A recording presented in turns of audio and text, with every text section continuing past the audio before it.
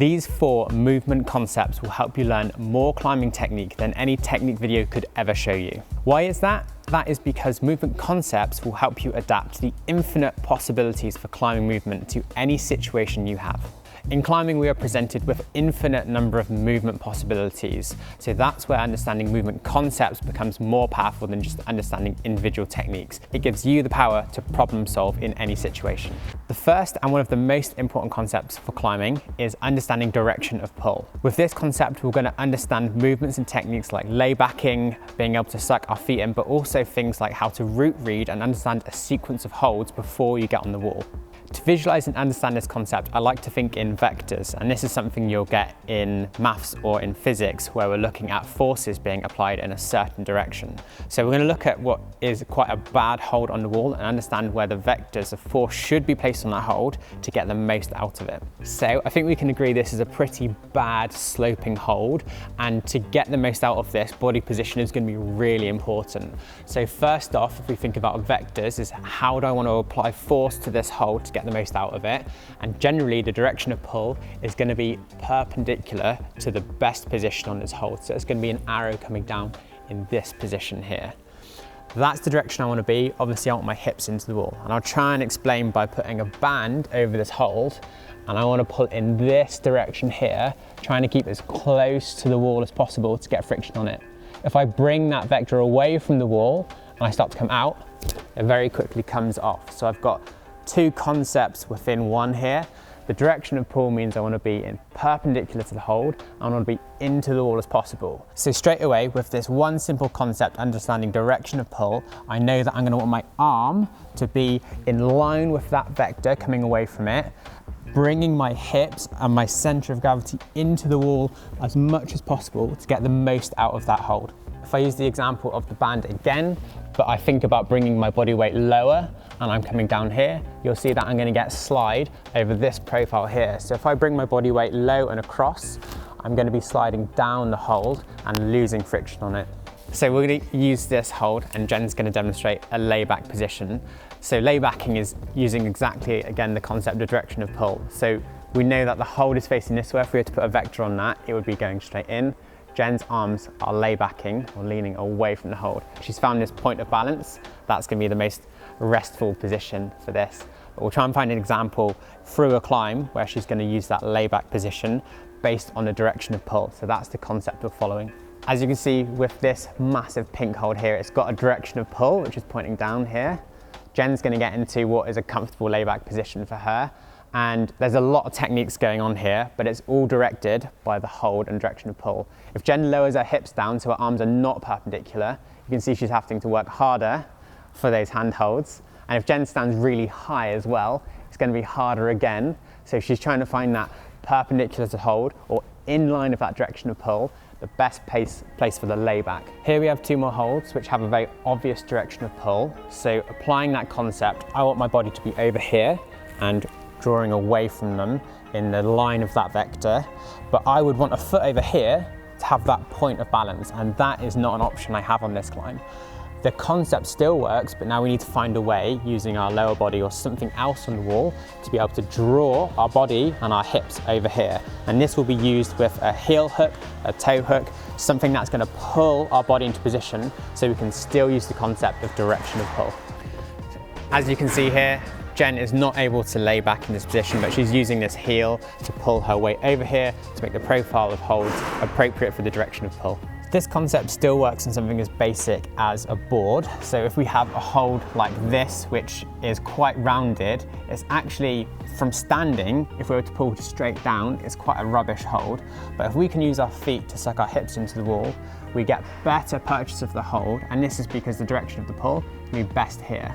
A probably better example on a board is something like a big undercut.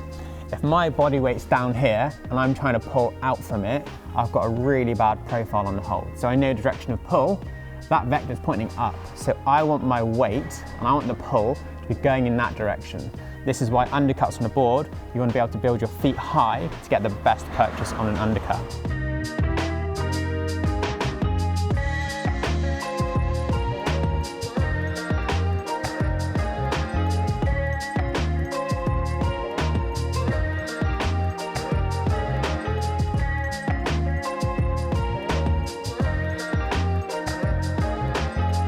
There's also going to be many situations in climbing where you're not just going to be able to get your hips underneath the hold, and this is an example of a Gaston where actually our hips are going to be over here, but we can angle our elbow out so that our wrist comes in line with the hold, even when our body's over here, so that we're getting pressure again in the direction of pull. And this also brings in another useful part of this concept is when you understand direction of pull, it can help you with your route reading because you'll start to understand where the holes are best situated, if it should be a left hand or a right hand that should go to the next hole.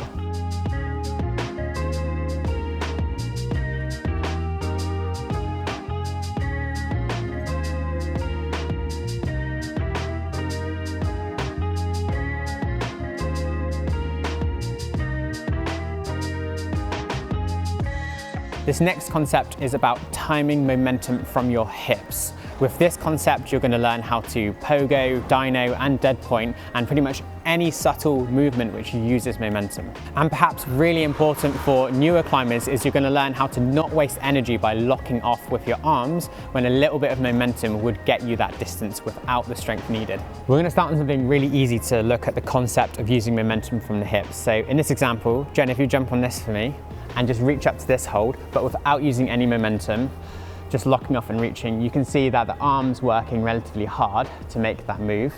If Jen comes back down and does it by using momentum through her hips, we're going to try and reach it almost effortlessly. And so this could become a lot more efficient of movement. We're going to look at a dyno to explain why the momentum should come from the hips when this movement gets much bigger and much more powerful. So we're going to look at this example here where Jen's going from this blue hold up to that white hold there. Obviously, there's not even an option to just lock it off. We need to make a really dynamic move to get our body all the way up to that hold. But we said there's two parts to this concept. It's one, timing momentum from your hips, and two, why are we choosing to time from the hips and not elsewhere in our body? So the first concept is that we're timing momentum from the hips. What are we timing? We're trying to go for the apex of trajectory. This is sometimes in climbing called the dead point. Essentially what we're looking at here is where an object goes up into the air. At that point, it reaches a peak, and before it falls, it's essentially a moment of weightlessness. And this is the best time to be able to hit a hold because we weigh nothing, we have time to contract and hit a hold. So we're trying to time our momentum at our hips to reach that hold. The apex of trajectory, or the dead point, is what we're looking for. The second thing we said is why the hips. Now the reason we want to time the momentum from our hips is because that's generally the closest part of our body we can think about coordinating, which is close to the center of our mass. Now when we think about making a dyno powerful, we need a lot of force behind it. And to create more force, we're thinking in terms of physics. Mass times acceleration equals force. We want to move our center of mass. That's why we're thinking of moving our hips. So if we move our hips, we're going to be moving most powerfully than if we think about moving with our hands or moving with our feet. The other benefit of that is not only are we going to make our dynos more powerful by moving our center of mass, when we think about moving our hips, we also think about moving our hips towards the wall or into the wall. A movement error we commonly get with dynamic movement is our hips coming out away from the wall. And that's because we're focused too much on our hands landing on the hold. But if our hips are close to the wall, then our hands, as a secondary benefit, are closer to the wall as well. If we understand the concept of timing momentum from our hips, you'll be better at executing things like a pogo technique. Now, a lot of the errors you see with a pogo technique is people try and move their foot towards the hold, but actually we want to time with our hips. So when you pogo, the foot should connect to the hip and then draw the hip towards the place you want it to be for your hand to move to the next hold. The next concept we're going to cover is anticipating the end position of a move. So this actually plays into kind of every movement in climbing because obviously we're moving from one hold to the next. But where we're going to look at this particular concept in this video is when it comes to foot placement. So there's loads of foot techniques, but the very basic ones are inside edge, outside edge, and just pointing on the toe. And we're going to get into how this is useful for foot swaps as well in a minute. So here is a climb where I know I'm going to start over here, I'm going to end over here. So I've got two very different body positions. I start low down here and I'm going to end up high over there. And a lot of the movement is going to happen on this foothold down here. So where I place my foot to begin with needs to allow my body position to be in a completely different place later on. So if I'm going to anticipate movement on this foothold, I'm probably going to start somewhere which looks like an inside edge because my hips will be over here. but I need to transition to something that's probably either more of a toe point down or an outside edge, so that my hips can face over here.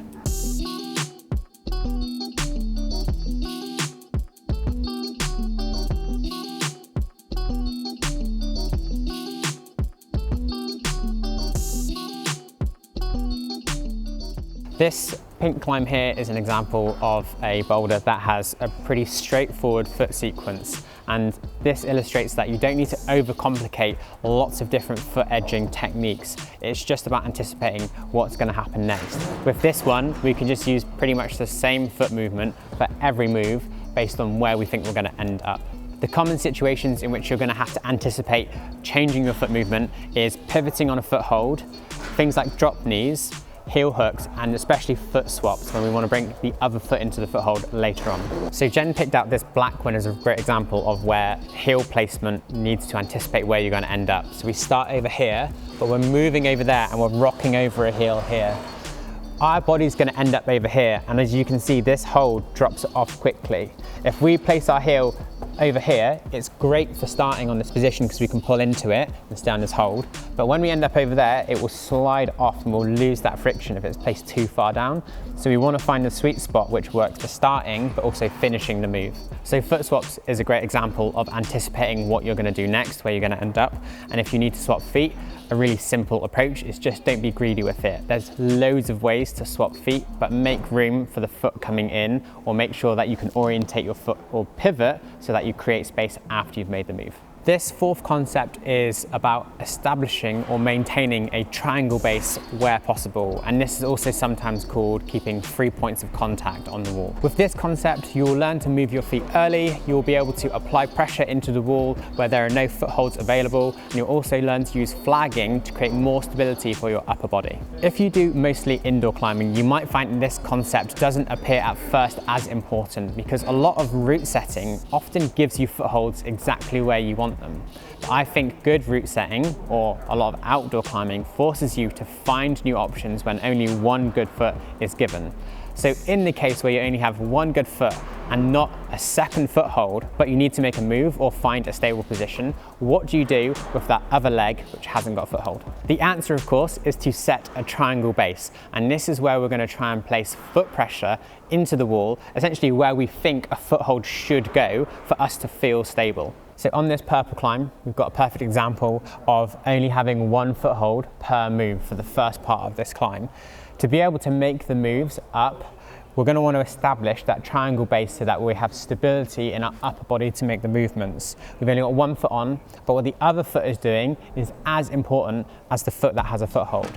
It wants to push into the wall, applying foot pressure. This is a smear, of course, because there's no foothold, so the similar principles apply, that you want to drop the heel, get good friction against the wall with the rubber of your shoe. But you're going to push with that foot towards the next foothold. If that foot's lazy, the one that doesn't have a foothold, it's going to make it so much harder to move. When it comes to the principle of the triangle base, you want to be relatively intuitive with where that flagging leg, that foot pressure, which doesn't have a foothold, where that goes. So in the case of working on this pink and just making a move from the start hold up to here, we have a foot directly below it. So we need to make the decision if we're going to flag out to the left-hand side or out to the right-hand side. Here, I'm going to choose, well, I would choose to flag out to the left-hand side because that foot is actually the foot which is going to help me move in the direction towards this hold. If I was to do it on the other side, what I would have is what we call a barn door, where we swing open and away from the hold, away from the direction we want to go in. One of the benefits about being able to put pressure into the wall where you don't have a foothold is you get to decide exactly where it goes. So although it takes some intuition to know where it should go, that foot placement is going to be unique to you, particularly when it comes to leg length and height. So where I put my foot is going to be different to where Jen puts her foot. And to add to this concept, we want that foot to be at the correct height. So we could have it really high up, we could have it really low down. But what we find is that if it's too low down, we won't reach the hold. And if it's too high, it pushes our hips away from the wall. So it's about finding that sweet spot where the foot's going to be in a straight line towards the hold once we've made the move. Again, this goes back to one of our previous concepts, which was anticipating our end position. So we're going to start on something that's super easy to illustrate how Of course, when you're using a triangle base and you're trying to keep that stable support, you're obviously moving, so you have to keep moving the base as well. And what you'll tend to see people do, which goes back to that idea of barn dooring, is they'll be moving their hands and then the feet movements will be an afterthought. And so they'll be moving their feet quickly to try and stop that swing. So this is an example if Jen jumps on and you just do a number of hand moves all the way up to here, but without moving your feet, you'll find that what happens is when her hands reach over here, her hands have gone outside of that base. Her hands have gone over to the right-hand side. So what we want to do is we want to move that base before, or move it early, so that by the time our hands are here, it's still within our base. So if Jen does the same thing, and we'll just move, hand hold, move the feet. So this is just, again, goes back to anticipating where you're going to end up. It comes a little bit into direction of pull and then not just jugs. All these concepts start to bring in together.